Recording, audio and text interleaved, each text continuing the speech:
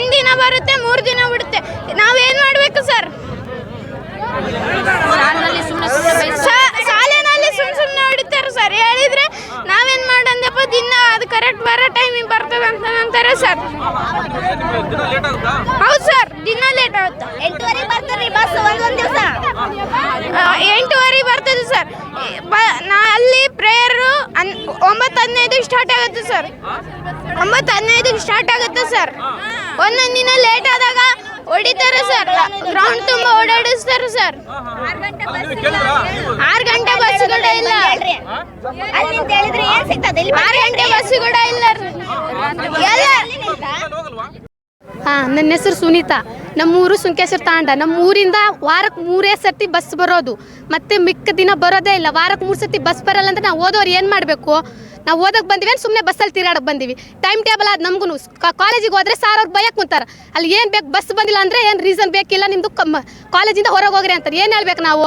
ಇವು ಸ್ಕೂಲ್ ಹುಡುಗರು ಪಾಪ ಅವರು ಊಟ ಮಾಡಲ್ಲ. 8 ಗಂಟೆ ಬಸ್ ಹೆಂಗೆ ಬರ್ತೀವಿ? ಏನು ಬಸ್ ಅಂತ ಏನು ರೆಸ್ಪಾಂಡೇ ಇಲ್ಲ ಯಾರಿಗೆ ಇಲ್ಲಿ ಡಿಪೋ ಅವ್ರಿಗೂ.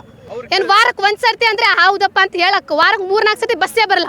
ಬಂದರು 8 ಗಂಟೆ ಬಸ್ 9ಕ್ಕೆ ಬರ್ತೀವಿ. ನಾವು ಕಾಲೇಜ್ ಹೋಗಿದ್ರೆ ನಿಮ್ಮ ಟೈಮ್ ಟೇಬಲ್ ಇಲ್ಲ ಅಂತ ಬೈತಾರೆ. ನಾವು ಏನು ಹೇಳ್ಬೇಕು ಅವ್ರಿಗೆ? ಕಾಲೇಜ್ ಅವ್ರಿಗೆ ಏನು ಹೇಳ್ಬೇಕು ನೀವು ಹೇಳ್ರಿ. ಬಸ್ ಬೇಕಂದ್ರೆ ಬಸ್ ಬೇಕು ಅಷ್ಟೇ. ತಾಲೂಕು ಮಾನವಿ. ದದ್ದನ್ ಬಸನಗೌಡ. ನನ್ನ ಹೆಸರು ಮಂಜುಳಾ ರೀ. ಶೃಂಗೇಶ್ವರ ತಾಂಡ. ಊರಿಗೆ ಬಸ್ಸೇ ಬರೋದಿಲ್ಲ ರೀ.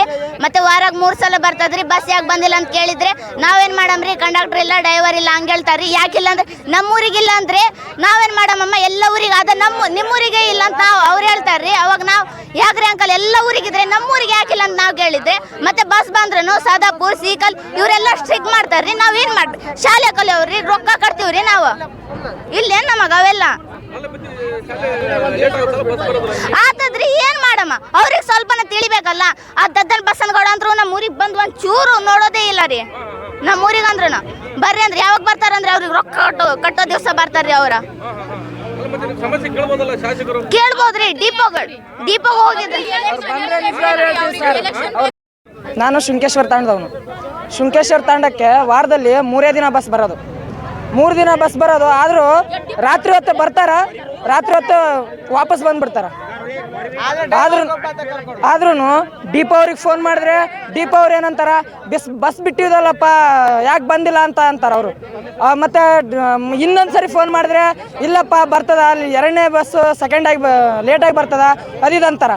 ಅದಾದಮೇಲೆ ಇಷ್ಟು ಹುಡುಗರು ಅದಾರ. ಟೋಟಲಾಗಿ ನಮ್ಮೂರಿಂದ ಮಾನಿಗೆ ಬರಬೇಕಾದ್ರೆ ಸುಮಾರು 8 ಹಳ್ಳಿಗಳದಾವೆ. 8 ಹಳ್ಳಿಗಳಿಗೆ ಸುಮಾರು 3ರಿಂದ 4 ಬಸ್ ಬೇಕಾಗತ್ತೆ. ವಿದ್ಯಾರ್ಥಿಗಳು ಎಷ್ಟದಾರ ಅಂದರೆ ಸುಮಾರು ಒಂದು 200ರಿಂದ 300 ವಿದ್ಯಾರ್ಥಿಗಳದಾರ. ಆ ವಿದ್ಯಾರ್ಥಿಗಳ ಭವಿಷ್ಯ ಏನಾಗ್ಬೋದು ನೀವೇ ಹೇಳಿ ಸರ್, ಹೇಳಿ ಸರ್.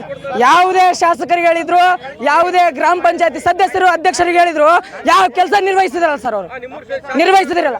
ಮತ್ತೆ ಡಿಪೋಗೆ ಬರ್ರಿ ಬಸ್ ಕೇಳಮ್ಮ ಅದು ಇದು ಕೇಳಮ್ಮ ಅಂತ ಹೇಳಿದ್ರೆ ಯಾವ ಶಾಸಕನೂ ಬರಲ್ಲ ಸರ್. ನಮ್ಮೂರಿನ ಸದಸ್ಯರು 4 ಜನ ಅದಾರ ಸರ್. ದದ್ದಲ್ ಬಸನಗೌಡ ಸರ್.